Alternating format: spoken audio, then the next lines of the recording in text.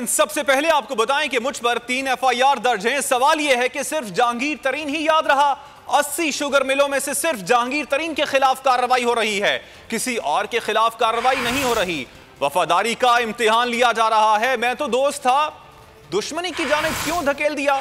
जहांगीर तरीन का वजीर आजम पाकिस्तान इमरान खान से शिकवा। सवाल किया, कौन लोग हैं जिन्होंने मुझे और इमरान खान को दूर किया? तहरीक इंसाफ से राहें जुदा नहीं हुई।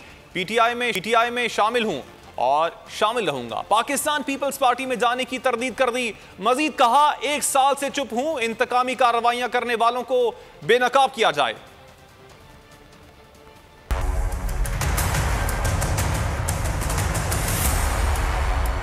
मेरे ऊपर 1 नहीं 2 नहीं, इन लोगों ने 3 एफआईआर की हैं। सारी पाकिस्तान की शुगर मिलें जो 80 है, ज़्यादा हैं, उनमें से इनको सिर्फ जहांगीर तरीन याद आया और अभी तक याद है। मैं तो देख रहा हूँ यार, हफ्ता गुजर गया, अभी तो सिर्फ जहांगीर तरीन ही करा। 1 साल से मैं चुप करके बैठा हूँ। तो मेरी वफादारी का इम्तिहान लिया जा रहा है। क्या हो रहा है? जुल्म बढ़ता जा रहा है। मेरे और मेरे बेटे के बैंक अकाउंट फ्रीज कर दिए गए और वो कौन कर रहा है ये? हम तहरीक इंसाफ से इंसाफ मांग रहे हैं। मैं तो दोस्त था, मुझे दुश्मनी की तरफ क्यों धकेल रहे हैं? जो भी इंतकामी कार्रवाई करवा रहे हैं ना, अब वक्त आ गया है कि उनको बेनकाब किया जाए। इनको बेनकाब खान साहब खुद करें। मुझे खान साहब से दूर कर दिया गया। पाकिस्तान तहरीक इंसाफ को भी कोई ज़्यादा फ़ायदा नहीं पहुंचेगा मुझे ये इस तरह से अलग करने से। कोई मेरी राहें जुदा नहीं हुई है। मैं तहरीक इंसाफ के लिए खून पसीना एक किया। 10 साल पाकिस्तान तहरीक इंसाफ में शामिल हूँ और इंशाअल्लाह ताला शामिल रहूँगा। इमरान खान के एतमाद के वोट लेने में जहांगीर तरीन का अहम किरदार था। अगर वो ना होते तो शायद खान साहब का एतमाद का वोट ना ले सकते। राजा रियाज की मीडिया से गुफ्तगू। कहा, वजीर आजम के इर्द गिर्द लोग जहांगीर तरीन के खिलाफ इंतकामी कार्रवाई कर रहे हैं।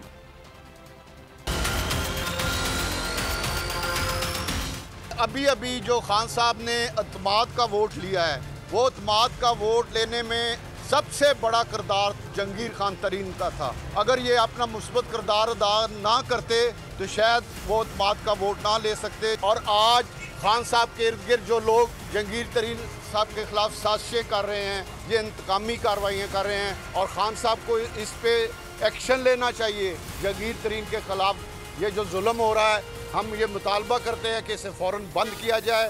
इमरान खान साहब को कहूँगा कि अपना एक बेहतरीन दोस्त, एक जानसार साथी जो जुल्म और ज्यादती हो रही है, इसको बंद कराएं। आपके इर्द गिर्द जो लोग हैं वो तहरीक इंसाफ को नुकसान पहुंचा रहे हैं। तो जोड़ तोड़ के माहिर पीटीआई के सीनियर रहनुमा जहांगीर तरीन एक बार फिर से एक्शन में नजर आएंगे, वो भी पार्टी के नाराज अरकान को अपने साथ मिलाने के लिए। जहांगीर तरीन पार्टी के अंदर भी मुतहर्रिक हो गए हैं। नाराज अरकान के साथ जल्द मुलाकात का इम्कान है। पंजाब हुकूमत ने भी जहांगीर तरीन से राबते करने और उनकी हिमायत हासिल करने वालों की फहरिस्त तैयार कर ली है।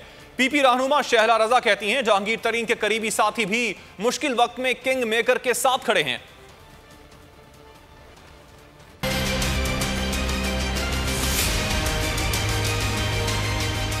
रूठे हुए को कैसे मनाना है, पार्टी में वापस कैसे लाना है, यही गुर जहांगीर तरीन को बखूबी आता है। जभी तो अब नाराज अरकान को अपने साथ मिलाने के लिए पार्टी के अंदर मुतहर्रिक हो गए। जहांगीर तरीन जल्द नाराज अरकान के साथ बैठक लगाएंगे और उन्हें अपनी तरफ माइल करने के लिए कायल करेंगे, जिनमें एमपीएस भी शामिल हैं। अरकान असम्बली से राबते पर पंजाब हुकूमत भी एक्टिव हो गई। जहांगीर तरीन की हिमायत करने वाले अरकान कौमी और सूबाई असम्बली की फहरिस्तें तैयार कर ली गयी। जराये का कहना है कि वज़ीर आला पंजाब आज वज़ीर आज़म से मुलाकात करेंगे, जिसमें अरकान से मुतालिक हतमी फैसला किया जाएगा। पीपल्स पार्टी रहनुमा शहला रजा कहती हैं कि जहांगीर तरीन के करीबी साथी भी मुश्किल वक्त में किंग मेकर के साथ खड़े हो गए। दावा किया कि 15 अरकान कौमी और सूबाई असम्बली ने लाहौर में मुलाकात की। जहांगीर तरीन को 50 से ज़ायद अरकान की हिमायत हासिल है। तरीन का एक इशारा पीटीआई हुकूमत को डिट्रैक कर सकता है।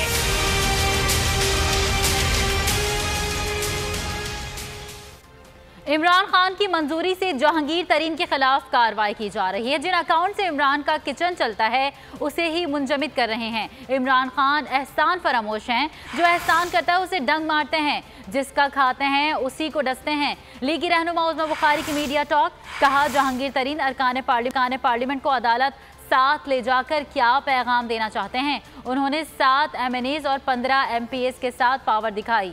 तरीन के जहाज ने पंजाब हुकूमत बनाई, फिर आटा चीनी खाई। सवाल क्या जहांगीर तरीन ने किसके कहने पर नून लीग के मैंडेट पर शब खून मारा।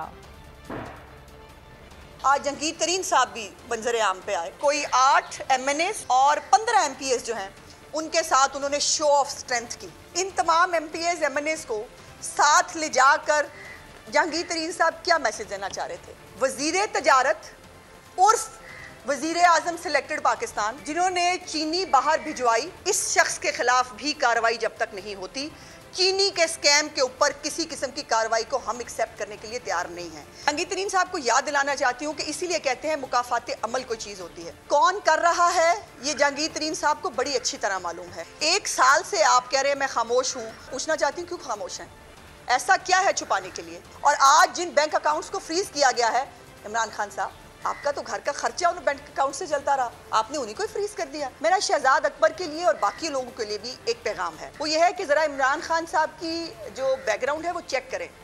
वो इतने एहसान फरामोश आदमी हैं कि जो उस पर एहसान करता है वो उसको हमेशा डंग मारते हैं। जहांगीर तरीन को वक्त आने पर जो है वो डसा, तो आप तो किसी खेत की मूली नहीं है। और दूसरी जानिब मुशीर दाखिला और एहतसाब शहजाद अकबर ने जहांगीर तरीन से तहकीकात के मामले को भी वजाहत कर दी। मीडिया से ब्रीफिंग में शहजाद अकबर ने कहा चीनी बहरान पर एक शख्स को टारगेट नहीं कर रहे, मुश्किल चीज है अपने से सवाल करना। हुकूमत करप्ट अनासर के खिलाफ सरगर्म है। एहतसाब यह नहीं हो सकता कि सिर्फ दूसरों का एहतसाब करें।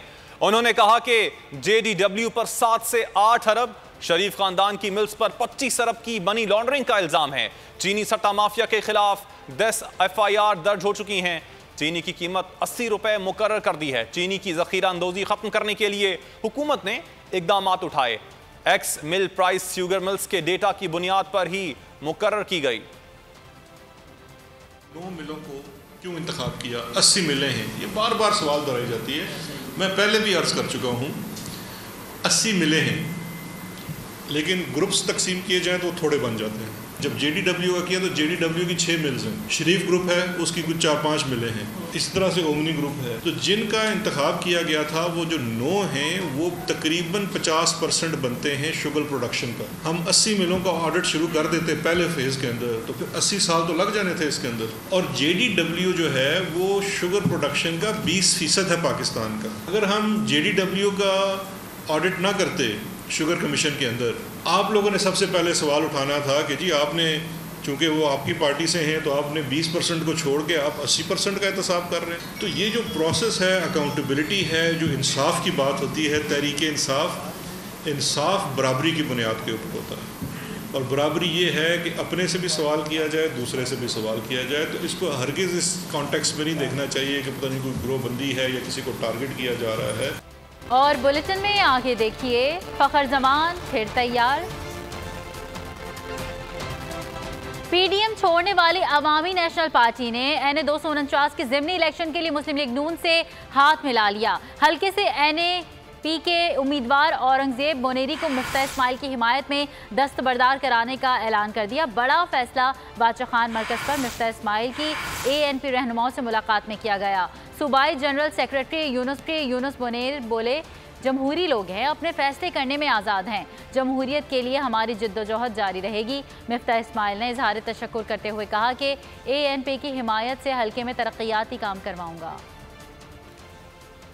अहम खबर है, PDM का पीपल्स पार्टी को show cause notice. Pakistan Peoples Party ने सेंट्रल एग्जीक्यूटिव कमेटी का इजलास तलब कर लिया है। बिलावल भुट्टो ने CEC का अहम इजलास तलब कर लिया है। नैयर बुखारी का इस हवाले से बताना था कि बिलावल भुट्टो ने CEC का अहम इजलास तलब किया है। सेंट्रल एग्जीक्यूटिव कमेटी का इजलास इतवार 11 अप्रैल को दिन 1 बजे बिलावल हाउस कराची में होगा। अपडेट कर रहे हैं आपको पाकिस्तान डेमोक्रेटिक मूवमेंट का पाकिस्तान पीपल्स पार्टी को शो कॉज नोटिस। और इस हवाले से पाकिस्तान पीपल्स पार्टी ने सेंट्रल एग्जीक्यूटिव कमेटी का इजलास तलब कर लिया है। नैयद बुखारी का इस हवाले से बताना था कि बिलावल भुट्टो ने CEC का अहम इजलास तलब किया है और सेंट्रल एग्जीक्यूटिव कमेटी का यह इजलास इतवार 11 अप्रैल को दिन 1 बजे बिलावल हाउस कराची में होगा। अपडेट कर रहे हैं आपको पाकिस्तान डेमोक्रेटिक मूवमेंट की जानिब से। इससे पहले पाकिस्तान पीपल्स पार्टी को शो कॉज नोटिस जारी किया गया था और अब इस मामले पर पाकिस्तान पीपल्स पार्टी ने CEC का इजलास तलब कर लिया है। नैयद बुखारी ने इस हवाले से कॉन्फर्मेशन भी कर दी है, तस्दीक उनकी जानिब से सामने आ गई है।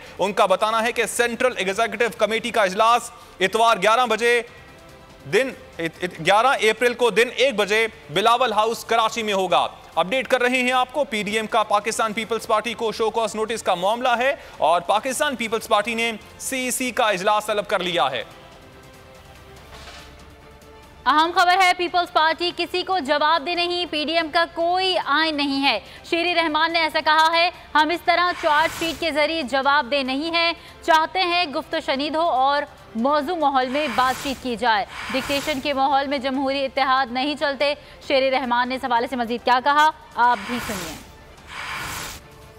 और खबरों के सिलसिले को आगे बढ़ाते हैं। इंतखाबी इस्लाहात पर पार्लिमानी कमेटी के क़याम के लिए स्पीकर असद कैसर मुतहर्रिक हो गए हैं। स्पीकर ने पाबंद सलासल शहबाज शरीफ से भी ताउन मांग लिया है। नून लीगी अरकान के नामों के लिए खत जेल भिजवा दिया। स्पीकर ऑफिस ने पार्लिमानी कमेटी के लिए हुकूमती और इत्तेहादी अरकान के नाम मौसूल होने की तस्दीक कर दी है। ताहाल किसी अपोजिशन जमात ने नामों से आगाह नहीं किया। कराची से आपको बताएंगे, जहां पर गुलिस्तान जौहर में दुकान में धमाके से मां और 2 बच्चों समेत जाँ बहक हो गई। धमाके में के इलेक्ट्रिक के 3 मुलाजमीन समेत 5 अफराद जख्मी भी हुए। धमाके से कई दुकानों और गाड़ियों को नुकसान पहुंचा। बम डिस्पोजल यूनिट ने धमाके में तकरीबकारी के शवाहिद से इनकार कर दिया है। धमाका गैस लीकेज के बायस हुआ। PTI हुकूमत ने सेहत के शोबे में इंतहाई सफाकाना खेल जारी रखा हुआ है। कोरोना वैक्सीन नहीं खरीदी, अतिया की गई वैक्सीन पर इन्हिसार है। पाकिस्तान पीपल्स पार्टी के चेयरमैन बिलावल भुट्टो का कहना है कि काबीना के 2 वज़रा अद्वियात की कीमतों में इजाफे और दरामद की गई अद्वियात में स्कैंडल्स में रंगे हाथों पकड़े गए हैं, लेकिन कोई एक्शन नहीं लिया गया। और अब ये खबर कि इलेक्शन कमीशन ने NA-75 डस्का में रिजल्ट टैंपरिंग और प्रिजाइडिंग अफसरान के लापता होने के मामले पर फैक्ट फाइंडिंग इंक्वायरी का ऐलान कर दिया है। इलेक्शन कमीशन के मुताबिक joint election commissioner Punjab Saeed Gul inquiry अफसर होंगे। क्या चेयरमैन नैब कानून से बालातर हैं? अपने आप को मुकद्दस गाय समझते हैं? वो सबसे हिसाब लेते हैं, अपना हिसाब नहीं देते। चेयरमैन नैब के पब्लिक अकाउंट्स कमेटी के इजलास में ना आने पर अरकान फट पड़े। आपको अपडेट कर रहे हैं, आपको बताते चलें कि ये सवाल किया गया और बरहमी का इजहार किया गया पब्लिक अकाउंट्स कमेटी में। और पब्लिक अकाउंट्स कमेटी के अरकान का कहना था कि क्या चेयरमैन नैब कानून से बालातर हैं और अपने आप को मुकद्दस गाय समझते हैं। और सिंध हाई कोर्ट ने कराची में गैर कानूनी तामीरात से मुतालिक SPCA से वजाहत मांग ली। जस्टिस हसन अजहर रिजवी ने सख्त रिमार्क दिए कि इमारतें गिर रही हैं और SBC अफसरान पैसे बना रहे हैं।